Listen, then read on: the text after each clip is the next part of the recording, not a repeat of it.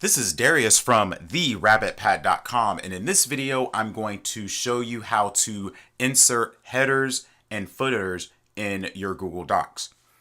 A header is a line of text or maybe a picture that you want to appear at the top of every page in your document. And a footer is a piece of text or maybe an image that you want to appear at the bottom of each of your documents. And I have a document here that's just a bunch of Latin that's included in one of the templates from Google Docs.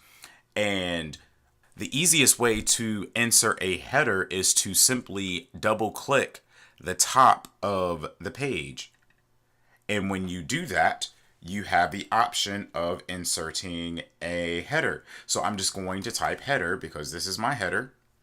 And now from now on, for every new page in my document, that is going to be at the top of the page. And I'm just going to type some gibberish.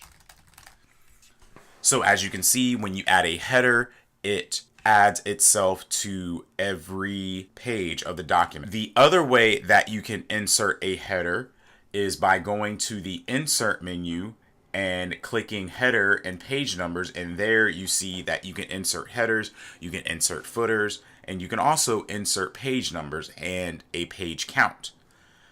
And if you click Insert Header, it will allow you to edit the header.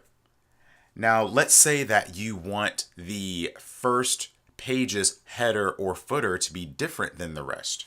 You can click this box that'll be in the lower left-hand corner, which says different first page header and footer. And when you click that, it will delete what you have on that first page because that page is going to have a specific item. So I'm just going to type first page because it's the first page. And so now on the first page of my document in the header says first page. But in the second page and the other pages throughout the document, the header is going to say header because only the first page's header and or footer is different. The same rule for inserting a footer applies, and all you need to do is double click the bottom of the page and then type your footer.